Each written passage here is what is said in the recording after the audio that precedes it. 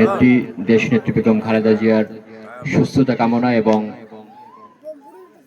বরগুনা ২ আসনের জনগণের ভোটে বারবার নির্বাচিত সংসদ সদস্য আগামী ত্রয়োদশ জাতীয় ইলেকশনে বিএনপি মনোনীত বরগুনা ২ আসনে ধানের শীষের একক প্রার্থী বিএনপি ভাইস চেয়ারম্যান জনাব নুরুল ইসলাম মনি ভাইয়ের নির্বাচনী প্রচারণার অংশ বিশেষে এই কর্মী সমাবেশের সম্মানিত সভাপতি, উপস্থিত জাতীয়তাবাদী দল বিএনপি পাথরঘাটা উপজেলার নির্বাচনী পরিচালনা কমিটির সংগ্রামী সদস্য সচিব, উপজেলা বিএনপির সাবেক সাধারণ সম্পাদক, সাবেক সফল আহ্বায়ক জনাব চৌধুরী মোহাম্মদ ফারুক, পাথরঘাটা উপজেলা স্বেচ্ছাসেবক দলের সংগ্রামী আহ্বায়ক জনাব মামুন আহমেদ, উপজেলা নির্বাচনী পরিচালনা কমিটির অন্যতম সদস্য জনাব রুস্তম আলী মেম্বার এবং আপনাদের এই ইউনিয়নের ভারপ্রাপ্ত চেয়ারম্যান, ইউনিয়ন বিএনপির সাবেক সভাপতি, চরদনী ইউনিয়ন নির্বাচনী পরিচালনা কমিটির সংগ্রামী আহ্বায়ক জনাব আলমগীর হোসেন সহ উপস্থিত জাতীয়তাবাদী দল বিএনপি চরদনী ইউনিয়ন শাখা এবং এর সহযোগী সংগঠনের নেতৃবৃন্দ, ৯ নং ওয়ার্ডের সম্মানিত নাগরিকবৃন্দ এবং আমার মুরব্বীগণ এবং ছাত্র দলের নেতৃবৃন্দ, সকলেই আমার ব্যক্তিগত পক্ষ থেকে জাতীয়তাবাদী ছাত্র দল পাথরঘাটা উপজেলা শাখার পক্ষ থেকে সংগ্রামী সালাম এবং শুভেচ্ছা গ্রহণ করুন। আসসালামু আলাইকুম ওয়া রাহমাতুল্লাহি ওয়া বারাকাতুহু। সম্মানিত উপস্থিতি, আপনারা ভালো আছেন? আমরা যখন আগামীর একটি বাংলাদেশ নিয়ে, দেশ গড়ার পরিকল্পনা নিয়ে জনাব তারেক রহমান ব্যস্ত, আমরা ব্যস্ত, ঠিক সেই মুহূর্তেই বাংলাদেশের গণতন্ত্রের অবিসংবাদিত নেত্রী, আমাদের নেত্রী দেশনেত্রী বেগম খালেদা জিয়া দীর্ঘদিন ধরে উনি অসুস্থ এবং এখন উনি একটা খুবই বিপদসীমার মাঝে একটা অবস্থান করছেন, যার কারণে আসলে মানসিকভাবে আমরা সকলেই এখানে বিপর্যস্ত। আপনাদের সকলের কাছে আমাদের করজোড়ে অনুরোধ থাকবে, আপনারা আমাদের নেত্রী, আপনাদেরই নেত্রী দেশনেত্রী বেগম খালেদা জিয়ার সুস্থতা কামনায় দোয়া করবেন, যাতে করে আগামী বাংলাদেশ বিনির্মাণে ওনার মেধাদীপ্ত দিক নির্দেশনা বাংলাদেশ জাতীয়তাবাদী দল বিএনপি আগামী ইলেকশনে কার্যকর করতে পারে। সম্মানিত উপস্থিতি, এখানে অনেক বক্তা কথা বলেছেন, বিশেষ করে একজন মুরব্বী এবং এখানে কালাম চাচা উনি কথা বলেছেন। তো এই অঞ্চলের উন্নয়নের যে ফিরিস্তি উনি তুলে ধরেছেন, এখানে আবাসন প্রকল্পের কথা বলেছেন, রাস্তার কথা বলেছেন, এগুলো কিন্তু আমরা বলি না, এরা আপনাদের প্রতিনিধি, আপনারা এগুলা বলেছেন। এটা কি সত্য? আপনাদের জন্য জনাব নুরুল ইসলাম মনি ভাই কাজ করেছেন। আপনারা এখানে অনেক অসংখ্য মানুষ উপস্থিত হয়েছেন, আমার মা বোনেরাও পাশে উপস্থিত হয়েছেন, কিন্তু আমি জানি না আপনারা মনে হয় কোনো কারণে বেজার, মন খারাপ মনে হয় আপনাদের। আপনাদের মন খারাপ? উজ্জীবিত হতে হবে। এখানে মুরব্বী এসে বলেছেন যে মন খারাপের কোনো অবকাশ নাই, দুশ্চিন্তার কোনো অবকাশ নাই। আগামী 2026-এর ইলেকশনে পৃথিবীর সকল অপচেষ্টা যদি পাথরঘাটায় কাজ করে, নুরুল ইসলাম মনি ভাইকে এমপি হিসেবে ঠেকানোর মতো কোনো সুযোগ নাই। ইনশাআল্লাহ আগামী 26-এ বাংলাদেশে যে ইলেকশন হবে, সেই ইলেকশনের পরে সরকার গঠন করবে। আমার মুরব্বী চাচা বলেছেন 200+, আমি ওই রকমেরই বলি 220, 30, 40 প্লাস সিট নিয়ে বিএনপি সরকার গঠন করবে ইনশাআল্লাহ। এবং সেই সরকারের প্রধানমন্ত্রী হবেন বাংলাদেশের গণতন্ত্রের জন্য সুদীর্ঘ 17টি বছর একটি ছোট রুমের মধ্যে থেকে, একটি মনিটরের সামনে থেকে এই বাংলাদেশের গণতান্ত্রিক আন্দোলন সংগ্রামকে যিনি নেতৃত্ব দিয়েছেন, ছাত্র দলের সাংগঠনিক অভিভাবক শহীদ প্রেসিডেন্ট জিয়া রহমানের সুযোগ্য উত্তরসূরি দেশ নায়ক জনাব তারেক রহমান হবেন আগামী বাংলাদেশের অনিবার্য প্রধানমন্ত্রী ইনশাআল্লাহ।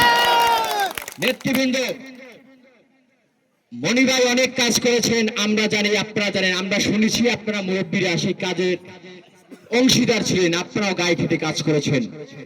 এখন কথা হচ্ছে উনি আগে কাজ করেছেন, সামনে যে উনি কাজ করবেন বা কি কারণে আপনারা ওনাকে ভোট দেবেন। এখানে যারা মুরব্বী রয়েছেন, মনি ভাই আগে কাজ করেছেন এই জন্য ভোট দেবেন, কিন্তু আমাদের যারা তরুণরা রয়েছে, আমাদের বয়স যারা রয়েছে, যারা আমরা আমাদের জীবদ্দশায় কোনোদিন আজ পর্যন্ত জাতীয় কিংবা স্থায়ী সরকার কোনো ইলেকশনে আমরা ভোটাধিকার প্রয়োগ করতে পারি নাই। গত 16 বছরে আপনারা কি কোনো ভোট দিতে পেরেছেন? আপনাদের আমাদের ভোটের দরকার হয় না এই বাংলাদেশে। কিন্তু আমরা চাই আগামী বাংলাদেশে যে বিএনপির সপক্ষের, স্বাধীনতার সপক্ষের, গণতন্ত্রের সপক্ষের সে ভোট দেবে, যে অ্যান্টি বিএনপি সে ভোট দেবে। তার যে প্রতীকের উপর তার চাহিদা সে সেই প্রতীকেই ভোট দেবে। কথা হচ্ছে মনি ভাইকে কেন ভোট দেবে, বিএনপিকে কেন ভোট দেবে, এটা একটা প্রশ্ন আসতে পারে। মনি ভাই ইতিমধ্যে যেহেতু আমরা তরুণ প্রজন্ম, আমরা মনি ভাইকে অসংখ্যবার আমরা জিজ্ঞেস করেছি যে ওনার বিগত দিনের যে উন্নয়ন প্রকল্প উনি যা বাস্তবায়ন করেছেন, আগামী দিনে উনি কি করবেন বিশেষ করে তরুণ সমাজের জন্য। সেখান থেকে ওনার কয়েকটি আমরা পেয়েছি, যেমন উনি, আপনারা জানেন যে ওনার বাড়ির সামনে একটি কলেজ রয়েছে। যদি 2007 সালে ওই রকমের একটি পার্শ্ববর্তী একটি রাষ্ট্র কর্তৃক যে এরকমের একটা বাংলাদেশে গণতন্ত্র হত্যার জন্য নীল নকশা না হতো, মনি ভাই ইনশাল্লাহ আবারও এমপি হতেন। মনি ভাইয়ের চাহিদা হচ্ছে তার ওই কলেজে, ওখানে তিনি অনেকগুলো ট্রেড সেন্টার করবেন। আমাদের এই অঞ্চলের আমাদের অনেক সন্তানরা দেশের বাইরে থাকে না, বাহিরে গিয়ে তারা পরিশ্রম করে দেশে অর্থ পাঠায় না। মনি ভাইয়ের চিন্তা হচ্ছে ট্রেড সেন্টারের মাধ্যমে আমাদের যারা যুবক, আমাদের তরুণদের সেখানে সরকারি এবং তার ব্যক্তিগত তহবিল থেকে তাদেরকে ট্রেনিং দেওয়া হবে, যাতে করে যে ছেলেটা বিদ্যুতের কাজ পারে না, ও যদি সৌদি গিয়া বিদ্যুতের কাজ করে, ওর কি ওই রকমের বেতন পাবে? ওর গিয়া কাজ শিখতে হবে। তো মনি ভাই চাচ্ছেন যে ছেলেটা বিদ্যুতের কাজ, ও এখান থেকে বিদ্যুতের কাজের ব্যাপারে ও সম্পূর্ণভাবে পারদর্শী হয়ে ও সৌদি আরব যাবে। ওর যদি এখন বেতন থাকে 50,000 টাকা, ও যখন পারদর্শী হয়ে সৌদি আরব যাবে তখন ওর বেতন হবে 1.5 লক্ষ টাকা, হবে না? এরকমের প্রত্যেকটা সেক্টরে মনি ভাই চাচ্ছেন তরুণদের নিয়ে কাজ করতে। আপনাদের এই অঞ্চলে আমরা শুনেছি বিগত সময়ে যারা ফ্যাসিবাদ যারা সরকারে ছিল, যে গাববাড়ি একটা জাহাজ ভাঙ্গা শিল্প হবে, আপনারা শুনেন নাই? আমরা শুনেছি, কিন্তু বাস্তবে সেটা কোনোভাবেই আসে নাই। কাজ আনতে হলে সেরকমের হ্যাডম দরকার, সেই রকমের জানাশোনা দরকার, যে জানাশোনাটা স্বাধীনতার পরে নুরুল ইসলাম মনি ছাড়া কোনো এমপি সেটা দেখাতে পারে নাই। মনি ভাই একটু আগে ফোনে আপনাদের বলেছেন যে শিপ বিল্ডিং করবেন। মনি ভাই চাচ্ছেন এই বলেশ্বরের তীরে উনি জাহাজ ভাঙ্গা শিল্প, আসলেই বাস্তবেই উনি চান। এখানে যদি একটা জাহাজ ভাঙ্গা শিল্প হন, আপনাদেরই নয় আমাদেরও কি ভাগ্য চাহিদা খুলবে না? আমাদের ছেলেপেলেরা আমরাই তো এখানে কাজ করবো, আমাদেরই তো রুজি রোজগারের ব্যবস্থা হবে, তাই না?